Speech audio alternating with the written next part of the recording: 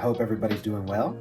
Today, I want to go over bond pricing with you because I've been getting a lot of questions about bond pricing and present value, and the two are very interrelated. So I'm actually going to start today by teaching present value, and then we're going to get into how that relates to bond pricing and how when you have one, you basically have the other. And so I'm hoping today that by the end of this lesson, you'll be able to understand why present value is so important to finance people and why it's interrelated to bonds and how we can use it to actually price all the future cash flows of bonds. So fun fact for those of you who are not too familiar with how a bond works, it's basically just a fixed income instrument, which means there's a fixed amount of payments that happen over the course of the life of the bond.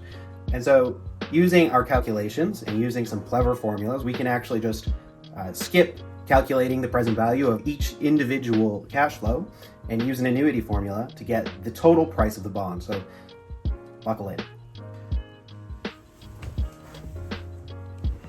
So I wanted to start off with this fairly straightforward question, which is asking us essentially for the present value of a lump sum of money that we're going to have in 5 years' time. So if we could have $100 in the future, in 5 years from now, and we're able to earn a 5% interest rate, and interest rates, generally speaking, are expressed as annual percentage rates.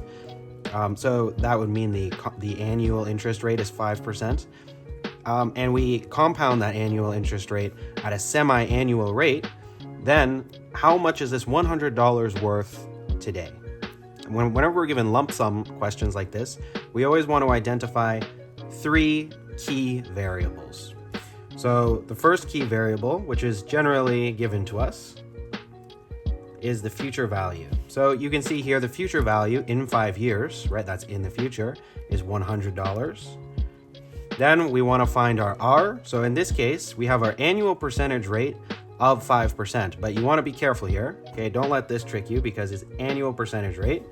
That means because the question is given to us in a semi-annual form, we actually have to divide this by 2 because it's 2.5% or 5% divided by 2, 2.5% per semi-annual period. There are 2 semi-annual periods per year. So in this case, we have our R equal to 5% over 2, which is equal to 2.5%. So you can express that as a decimal if you'd like, or you could express that as a percentage. But when you put it into the equation, of course, it has to be expressed as a decimal, so I just went ahead and put it as a decimal. Finally, you want to figure out your N. So N is the number of periods, okay? Don't confuse that with number of years. So you can see here, it's given to us in the question. The period over which this is compounding is 5 years. So we can convert that to semi-annual periods by multiplying it by 2. So that's going to be 5 times 2, which is 10. So now that we have our variables, we can go ahead and put it in our formula. Okay, so I went ahead and wrote down the formula here. The formula is just the present value is equal to the future value over 1 plus r raised to the n. So notice as n goes up or as r goes up, our present value over here goes down because it's on the denominator. Okay, that's going to be important when we're looking at how the market interest rate can actually influence bond pricing. But that's a little bit of foreshadowing. So if we go ahead and input our values. So I've gone ahead and inputted the values here. If you go ahead and use a calculator, you can simply calculate the present value. So in this case, it's going to be 100 divided by 1.025 raised to the 10th power. So you can see our present value, I hope that comes out in the camera, is $78.12, okay? So this is how you calculate the present value of a lump sum. So the next fundamental idea that we need to cover is the idea of an annuity. So an annuity is nothing more than a stream of equal cash flows in this context, and we're going to discount those future cash flows to the present, and each one is going to be discounted at the same interest rate, but it's going to be over a larger time period as the cash flows get farther into the future. So we'll read the question and then we'll understand how that relates to our present value of an annuity formula. So the bank is offering you an interest rate of 10% to borrow over 8 years. The largest monthly payment you can afford is $500. What is the maximum value of the loan that meets these criteria? So Just like before, we're going to look for certain key elements that are a part of this question. The monthly payment means that we're going to be compounding this loan on a monthly basis rather than an annual basis, which means we need to convert this number of years to number of periods, and we need to convert this interest rate to the per period interest rate. So when we go ahead and do that, we're going to find our key variable, which is n equals 8 years multiplied by 12 months per year, which is going to be equal to 96. We're going to have our interest rate R, which is going to be equal to 10%, divided by our 12 months per year, because we need to divide that up into equal portions.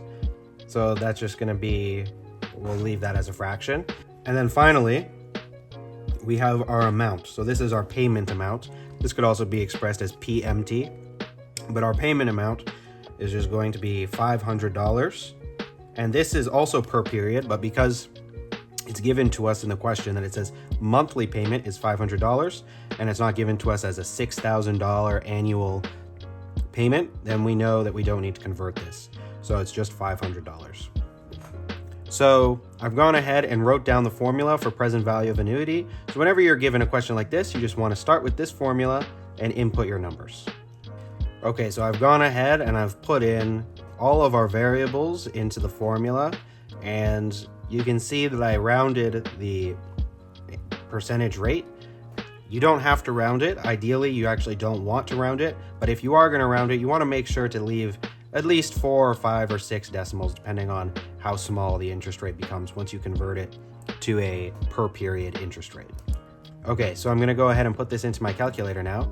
I'm going to do this inner portion first, and then we'll work our way out. We'll do 1 minus 1 divided by 1.00833 raised to the power of 96 equals, so that's this top numerator right here. So now we're going to divide it by the bottom numerator.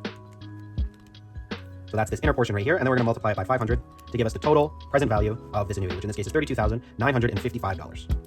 Okay, so this is where it all starts to come together. You can see here that we have the price of a bond formula, which is basically comprised of 2 parts, right? You have this part, and then it's separated by this addition sign, and then you have this part. And if you're paying really close attention, you may have already noticed that this formula right here, this part of the formula, actually corresponds exactly to the present value formula we were talking about earlier of an annuity. This one corresponds perfectly to the present value of a lump sum that we were talking about at the beginning. So the bond price is nothing more than the present value of all of its future cash flows, including the face value at the end and all of its cash flows throughout the life of the bond, all the coupon payments. So here's an example of a bond which has 10 years left until maturity, a 6% yield to maturity, which is what YTM is, a 4% coupon rate, notice that they're both annual percentage rates, just like always, a face value of $1,000, and semi-annual coupon payments. So just like before, we want to find all of our variables that are important. This time, it's all the variables that are important to both the present value of a lump sum and annuity. So because both of these have R in them and N in them, the only different ones are amount over here and future value over here. So we're going to look for those 4 variables. So face value is really simple. Face value is just going to be the future value. So our future value is equal to $1,000. Now, our annual percentage rate for yield to maturity is pretty simple. Just like always, we're going to convert it to the per period percentage rate, which in this case is 2 periods per year. So our R is going to be equal to 6% over 2, which is going to be equal to 3%. Now for coupon, we have 4%. So whenever we see coupons, we want to immediately convert that to dollar amounts because coupons are paid to us as a fixed income. They're paid to us in dollars. So it's not actually a percentage that we want. So in this case, we're looking for 4% multiplied by the face value because that's how they calculate it. So our annual coupon is going to be equal to 4% times the face value, which is going to be equal to $40. But because it's an annual coupon, this 4% times 1,000, we need to convert it to a per period coupon. So we actually have to divide all of this by 2. So our correct answer here, this page is kind of bubbly, our correct answer here is going to be $20 per period.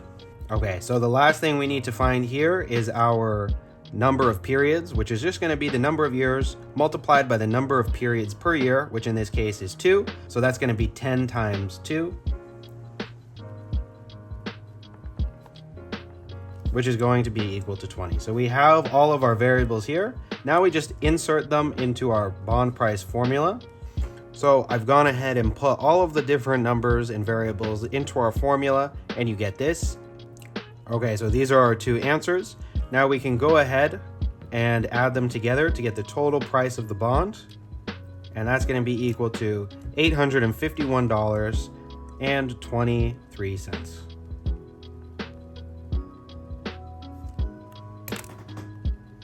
So one thing I want to point out to you just before we end this video is that you can see the yield to maturity is actually higher than the coupon rate, yet our bond price is lower than the future value, or the face value, I should say. This is a ironclad rule when it comes to pricing bonds or present value in general, which is when the rate goes up, our present value or price goes down, okay? It will always be when the rate goes up, the present value goes down. And that doesn't matter whether it goes up by a lot or whether the interest rates start out at different spots. All right, everybody. So that's it for today's short little lesson. We went over bond prices and we went over the present value and how those two things are very interrelated. And I hope this is very helpful to you. But if you do have any questions, don't hesitate to reach out. I'm always available by email. But if not, good luck with your studies. I'll see you soon.